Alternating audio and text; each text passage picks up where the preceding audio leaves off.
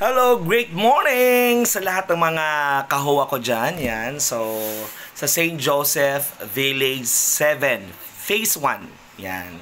So, sabihin lang natin ang St. Joseph Village 7, Phase 1 ay sila lang yung sakalam. Oh, iba kayo dyan ha.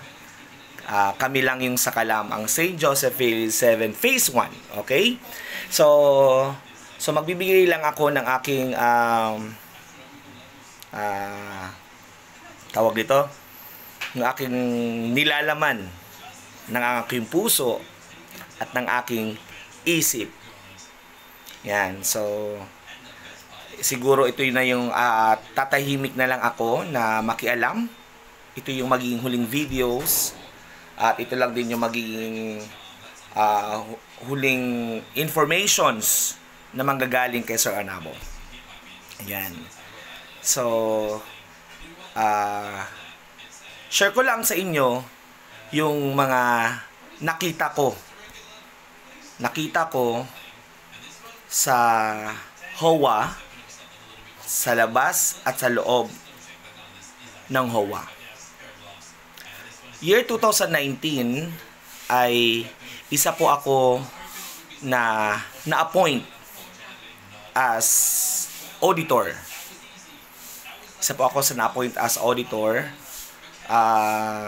Siyempre, pag na-appoint lang, so wala akong power, wala akong boses pagdating sa mga pag-uusap. Kasi mag-isa nga lang ako. Siyempre, ang magmamanage ng isang association, ang president. Kung ito ba'y tama, kung ito ba'y mali, siya yung magdi-decide. August ay pumasok ako sa HOA as auditor at tinatanong ko asan ang previous na financial statement o financial report. 2092 financial report. So sabi doon sa mga BODs,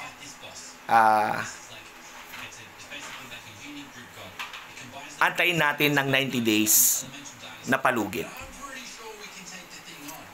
So, nag-antay ako ng 90 days. Umabot ng August, September, October. Natapos ang October na hindi dumating ang financial report ng previous. Hindi siya dumating. So, nagsalita ako sa aming meeting ng mga BODs. Nasabi ko, kailangan natin ng tulong ng barangay para ma-report natin yung ganitong katiwalian. Kasi dapat na-report yan. Kasi dapat maipakita, maibigay o maipasa doon sa akin ang financial report. Kasi wala tayong ending balance ng July. Ay, tsaka yung previous. So, anong sabi ng isa sa BODs natin? Ay, wag na magsumbong. Siguro dahil hindi sila in good terms sa barangay, kaya ayaw niya. So, nagtuloy-tuloy ako. So, nagsimula ako month of August, kung ano yung kinolekta at kung ano natanggap ko ng mga resibo, inayos ko. Maayos ang report ng August, September, October, November. Maayos po ang report ko. Dumating ang December. Doon nagsimula ang magulong sistema. Nung ako'y nag-o-audit, may nawawala pong halos kulang-kulang 30,000 na hindi maibigay-bigay ng naghahawak. Hindi maibigay-bigay ng mismong naghahawak. Sino kaya yun? So, syempre ako, alam nyo naman, kung kilala nyo po ako, ayoko nang mali. Kung mali, mali. Tama, tama. So, sabi ko, kung hindi niya nagagampanan ang trabaho niya, mag-resign. So, inantay ko, December, natapos ang December, wala. Inintay ko ng January, wala. Inintay ko ng February, wala. hanggang sa December, January, February, walang financial or monthly report na nagagawa. Dahil nga, kine-question ko kung saan napunta ang halos kulang-kulang 30,000. Doon sa kine-question ko siya, dumating ang punto na nag-resign siya as BOD. Without given informations doon anong reason, bakit kaya, ano yung asan na ang ganitong report, asan na yung ganitong wala. So, nalaman ko lang sa isa sa BOD doon na nag-resign na. Nag-resign. So, nung nag-resign, sabi ko, syempre, sino yung manguna at mag-aayos ng problema? Di ba, President? Umabot ng ilang buwan, wala pa ring report na naipapakita. Hanggang sa dumating ako na nag-resign po ako. Hindi ko tinapos ang aking termino. Nag-resign po ako dahil kasi minsan may mga meeting sila na hindi ko alam. Totoo po yun. Totoo po yung sinasabi ko. Nag-meeting sila na hindi ko alam. Nagugulat ako, nandun sila sa nagmi-meeting ng mga BODs. Ako, wala. So, nag-resign ako. Nung nag-resign ako bumalik naman itong nag-resign na BOD. Itong BOD na to, bumalik. Yung nag-resign, bumalik. Bakit kaya pinabalik ng namumuno sa isang HOA? Na alam naman natin na may problema siya. Di ba nakakalungkot? Nalulungkot lang ako sa nangyayari sa sistema. Kasi una-una, walang consistent report. Walang maipresent na documents. Walang columnar na naka-indicate ang updated na mga hinuhulog natin sa monthly dues. Wala po.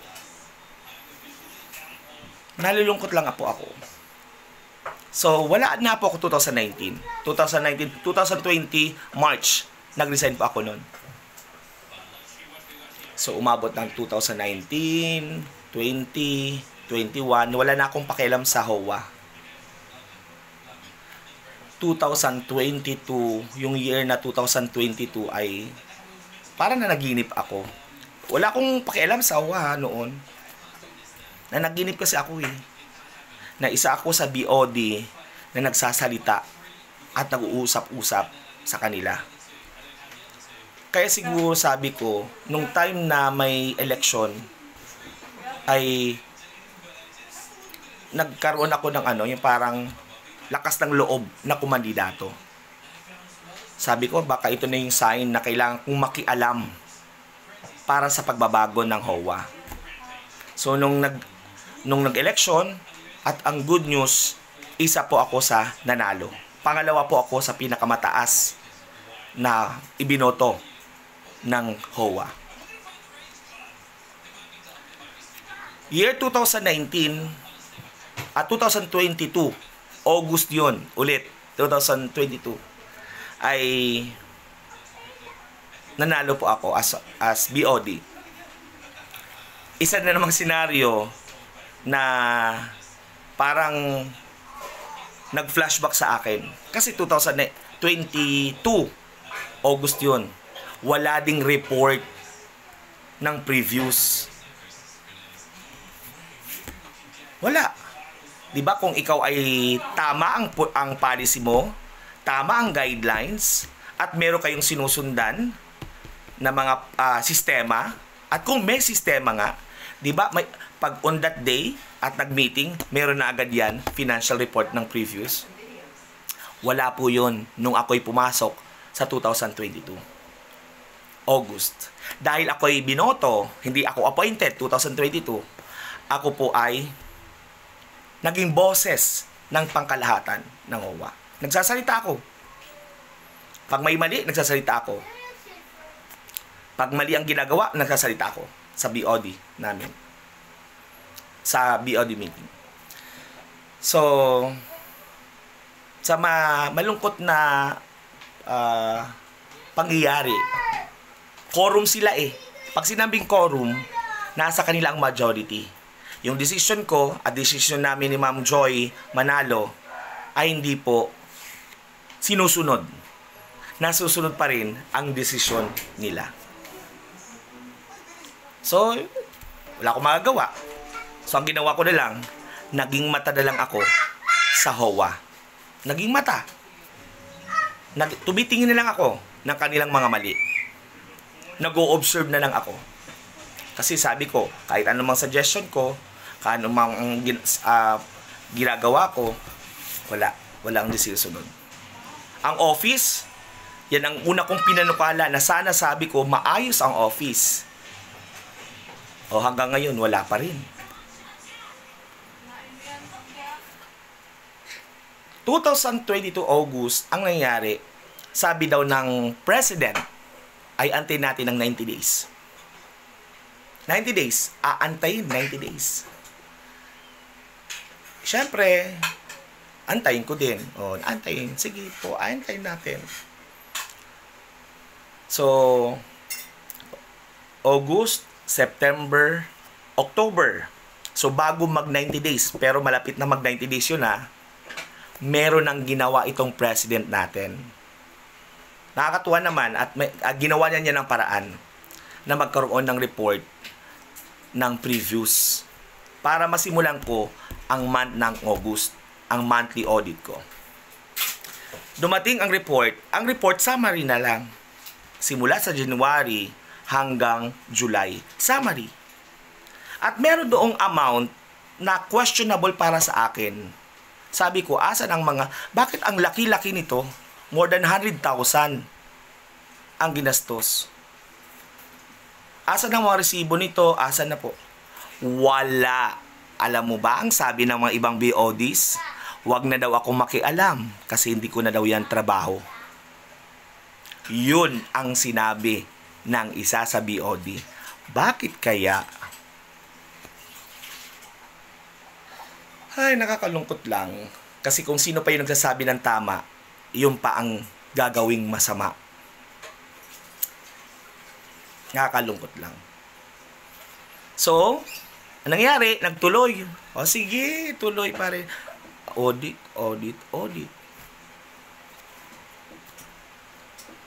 May mga case, may mga case na walang resibo, isang booklet, nawawala. Hindi isinasama sa report. Nagkakagulo-gulo ang mga reports. Ayoko kasi na magulo. Hindi tama ang mga ipinapasa sa akin. Laging may discrepancies. Kaya ay sabi ko ay nako, ayoko na ng ganito. Kaya naglaylo ako. Tinigil ko na. Kasi wala nangyayari. Ipaalam sa BOD meeting. So walang nangyayari. Ganon.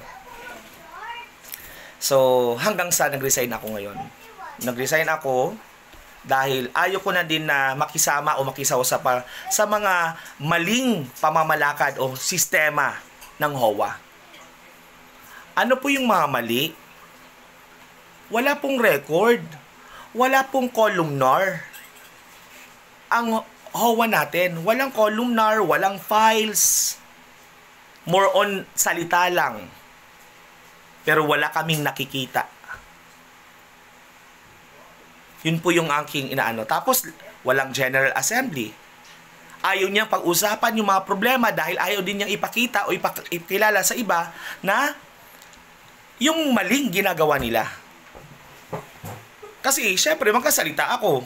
Ako ngayon, sinasabi ko ngayon dito sa aking video, hindi para dumami ang views ko, Magkasalita ako, ay gusto kong, kasi doon sa page na yon, sa page ng HOA, ng Phase 1, ay nagsasuggest ako, ito yung mga ganun dapat. Wala akong violations na Tapos pag may mga post akong, halimbawa, post ako ng medyo against sa kanila, di naman nila pinopost.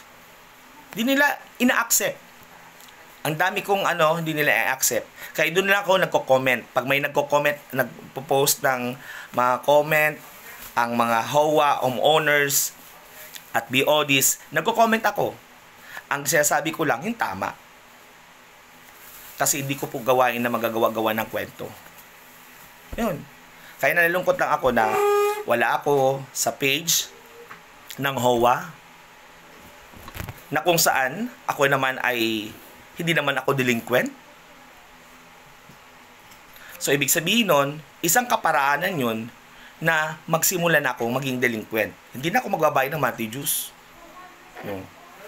Hindi na ako magbabayad ng monthly dues simula ngayon. Simula ngayon, hindi na po ako magbabayad ng monthly dues. Kasi hindi sila tumatanggap ng kanilang mga mali. Hindi sila tumatanggap ng mga criticism.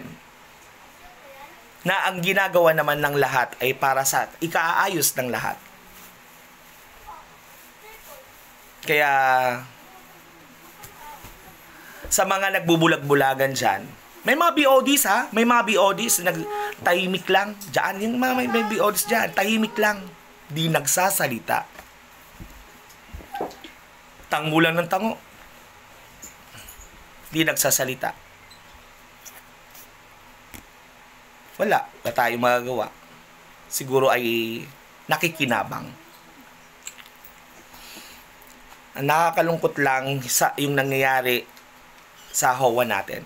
Sa nangyayari ito, yung mangyayari ito ha, siguro ginagawa nilang paraan ngayon na maging maayos. Hopefully, kasi yun naman ang goal ko. Na ayusin ang sistema para wala pong maging problema ang lahat. Walang General Assembly. Nagpaplano lang sila ng sila lang. Hindi pinapaalam sa mga HOA, homeowners, sino ba nagbabayad? Mga homeowners. Kaya dapat ipinapaalam natin ang mga proyekto. Balita ko nga pero di naman ako naniniwala, pero parang totoo. Balita ko nga meron daw Mr. Solicit.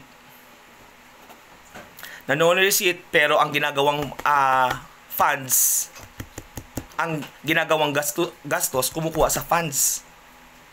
Meron pa ito pa ha, personally ha, merong isang BOD nagpa Christmas party ha, ng mga lahat ng mga phases, phase 1, phase 2, phase 3. May entrance ticket pa ha, may entrance, may tawag nito, may binigay ang mga bawat phases ng pera. Saan napunta? Sa bulsa ng isang BOD. Wala doon sa report. Totoo ito ha. Hindi ito chismis. Wala sa report. Pero ang ginastos doon sa HOA ng Christmas party, ibinawas sa funds ng HOA. Ayun, registration pala. May registration na natanggap itong BOD natin, pero ibinulsa lang, pero wala doon sa report. Ay, kailan tayo magigising? Kailan tayo mamumulat? Yung maging worst na? Yung nakikita natin dyan sa mga bakod-bakod na yan. Sa funds. Yung iba. Pero, yung mga nasinusulisit, wala yan sa record. Sino ang nakakabalita dyan na nanunulisit? Wala akong perma din sa form. Wala akong perma doon. Di ako pumipirma ng solicitation. Pero balita ko, may nasusulisit sila.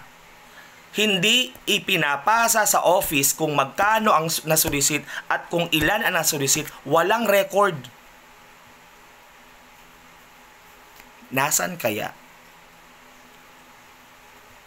Kayo na yung mag-ano. Ako po ay live testimony. Nakita ko, naramdaman ko. Nakita ko ng dalawang mata. Ibig sabihin nun, ako lang yung may karapatang magsalita ng ganito. Yung iba, ang nakikita nyo lang, yung kung ano yung magandang proyekto na nakikita nyo. Totoo po. Kasi nung una, pumapalakpak po ako. Wow! Project. Wow! Project. Nung ako'y pumasok bilang BOD, nagulat ako. Nagulat ako. Di ba? Kayo mga nakakalungkot kasi may mga nagbabayad. Isa pa to, may nakausap ako isang beses. Isang homeowner. 15 years na siyang nagbabayad sa collector. 15 years. Pero wala sa master list. Bakit kaya?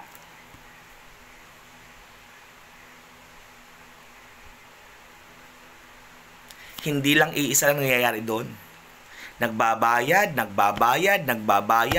pero wala sa master list. Ibig sabihin nun, sana pupunta yung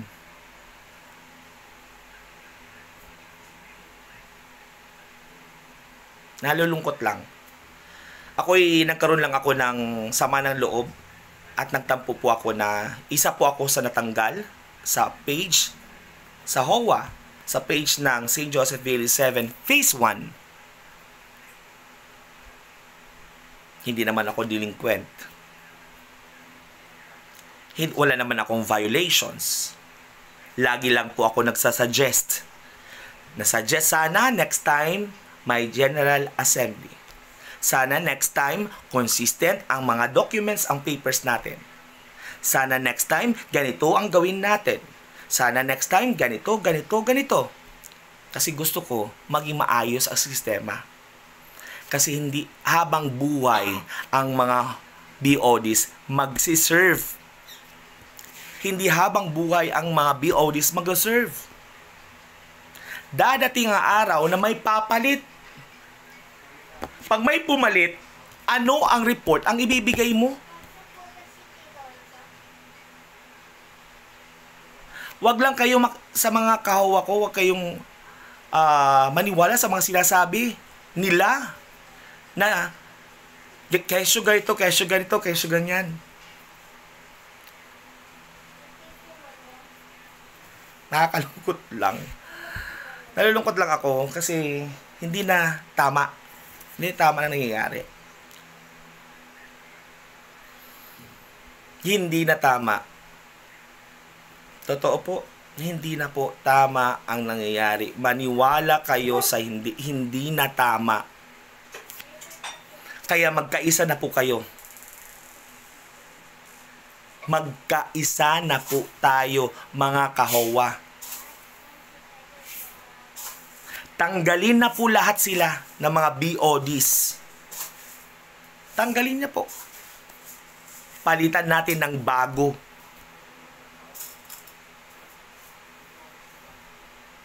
Hindi ito yung way ko na papasok ako. Kaya ako nagre-resign dahil ayoko. Mali. Wala kang boses. Maling-mali. Maling-mali talaga. Super maling-mali. Maling-mali talaga. Maling-mali. Maling-mali talaga ang ginagawa nila.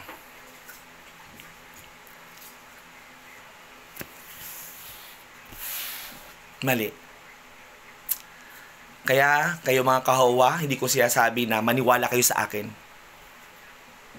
Hindi ko sinasabi na pipilitin ko kayo na maniwala kayo sa akin. Hindi. Kayo ang magdidesisyon. Kayo. Kung 1,000 plus ang ating updated master list, 1,000 plus. Ibig sabihin nun, Kung halimbawa yung plus na yon ay hindi nagbabayad, hindi updated, ibig sabihin nun, meron po tayong nalilikom ng 100,000 na monthly dues. Pero bakit ang naliliquidate ko lang na monthly dues na nakokolekt sa loob ng isang buwan ay 30 to 40,000 lang? 30 to 40,000 lang sa isang buwan. Ibig sabihin nun, 300 to 400 lang katao ang mga nagbabayad ng monthly dues. Bakit mayroong master list na 1,000 plus? Diba? Kahit hindi ka magaling sa math, maiintindihan mo yan.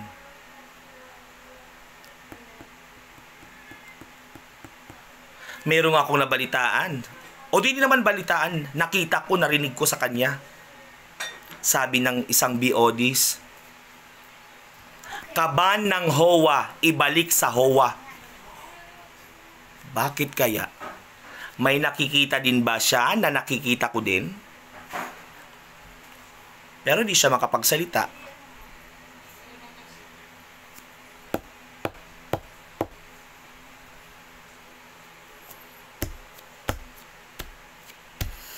Ay, ang dami ko pang sasabihin. Pero, so, ngayon, itong video na to,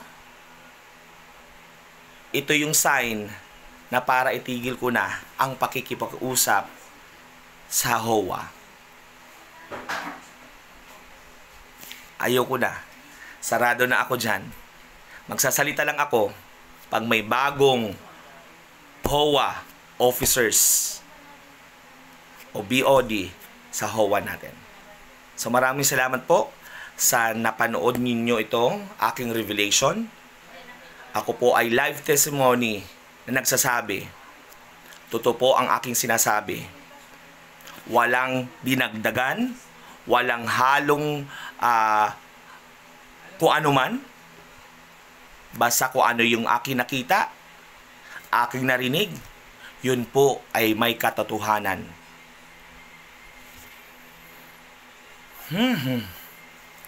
Yun lang. Maraming salamat po sa inyong lahat.